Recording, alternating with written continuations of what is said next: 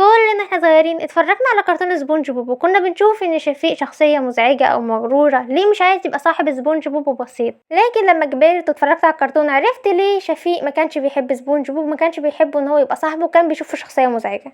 اولا سبونج بوب وشفيق هما الاتنين شخصيتين عكس بعض تماما. يعني ايه؟ يعني شفيق هادي، بيحب يعزف، بيحب حاجات معينة، على عكس سبونج بوب خالص. هو بيعمل دوشة، بيحب اي حاجة بتسليه وخلاص. وده كان بيخلي شفيق يحس ان سبونج بوب وبسيط انهم مزعجين، وهو مش عايزهم يبقوا صحابه، لانهم بيدخلوا في حياته وبيزعجوه، هو اصلا مش عايز كده. عشان كده شفيق كان بيحب يبعد عن سبونج بوب، لانه شايفه شخصيه مزعجه، اللي هو بيزعجه، بيحب يقعد معاه غصب عنه، بيضايقه، هو مش عايز كده. شفيق لما بيجي يحب يصاحب حد بيحب ان هو يكون زيه، اللي هو شبه شخصيته، عشان يبقى سهل ان هو يتفاهم معاه. ده على عكس سبونج بوب تماما. وده كان بيخلي شفيق ما يحبش سبونج بوب، لانه كان شايفه متطفل ومزعج وبيحب يجلس عليه، يعني هو شايفه شخصيه غبيه. ومن الاسباب اللي بتخلي شفيق يكره سبونج بوب وبسيط، لانه مش شايفه مزعجين بس ومتطفلين بس، لا هما كمان بيبوظوا له الحاجات اللي هو بيعملها. يعني مثلا لو هو مثلا قاعد في بيته عادي، هما هيقعدوا مثلا لو قعدوا معاه في البيت وهو مش عايز ان هما يقعدوا معاه في البيت، بيقعدوا يبوظوا له البيت بان هما بيلعبوا وبيهزروا، فهم بيبوظوا له البيت. ما هم بيبقوش قاصدين ان هما يبوظوا له البيت، بس هم بيبوظوا له البيت.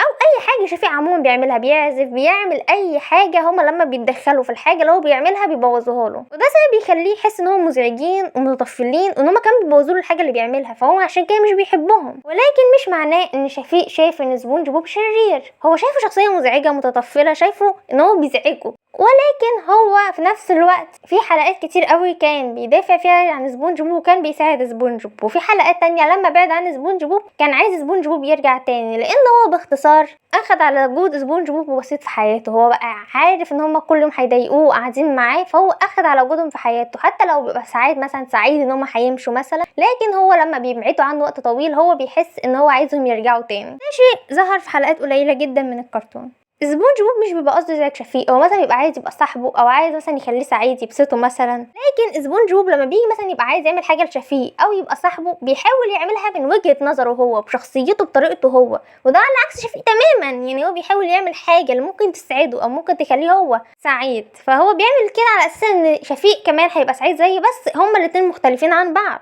وفي حلقات قليله قوي هو بيعرف مثلا ايه الحاجات اللي بيحبها شفيق، وبيحاول مثلا هو يعملها له او يساعده عشان يبقى شفيق مبسوط. ونادرا قوي في الحلقات قليله قوي اللي هو بيعرف يفهم فيها شفيق. يعني باختصار شفيق مش الشخصيه اللي بتحب انها تبقى لوحدها او ما عندهاش صحاب، او شخصيه ممله ومزعجه وخلاص. لا، هو شخص مختلف عن اللي حواليه. هو بيحب ان يبقى عنده صحاب، يبقى عنده حد فاهمه، مش يقعد يبقى قاعد مع حد عكسه تماما ومش بيفهمه، حاسس ان هو شخصيه غبيه، فهو مش هيبقى صاحبه اكيد. وده مش معناه ان هو بيكره سبونج بوب، بالعكس في حلقات ظهر فيها كتير ان هو كان بيدافع عن سبونج بوب وكان بيساعده، وكان لما سبونج بوب وبسيط بيبعدوا عنه كان بيتضايق وكان بيبقى عايزهم يرجعوا تاني، وكان ساعتها هو اللي بيرجع لهم، لانه اخد على وجودهم معاه واخد على وجودهم معاه وان هم يبقوا حواليه. بس هو في نفس الوقت بيستفز من تصرفاتهم المزعجه، ان هم بيتدخلوا في لما لهمش فيه، بيكسروا له المكان، بيضايقوه، وهو ممكن يبقوا قاعدين معاه هو مش عايز اصلا. هم بيشوفوا متطفلين بيعملوا دوشه، بيزعجوا، انه بيشوف شخصياتهم وتصرفاتهم غبيه، فعشان كده هو ما بيحبش يقعد معاهم لان تصرفاتهم بتزعجه. يعني مثلا بيقعدوا معاه او بيحاولوا يلعبوا معاه وهو مش عايز، ولما بيجي يقول له مثلا سيبوني مثلا اقعد لوحدي، هم لا، هم لازم يقعدوا معاه، هو لازم يقعدوا معاه. وده كان بيشوفهم ان هم مزعجين ومش بيحترموا ان هو يبقى عايز يقعد لوحده، او بيعملوا دوشه حواليه مش محترمين ان هو مثلا عايز يقعد في هدوء. يعني شفيق بيشوف ان تصرفاتهم مزعجه وغبيه، عشان كده مش بيحب يقعد معاهم او مش بيحب ان هو يبقى صاحبهم. وفي النهايه ده رايي، شاركوني انتوا رايكم، قولي رايكم في شفيق وسبونج بوب، وايه اكتر شخصيه كنتوا بتحبوها في الكرتون. شكرا، باي باي.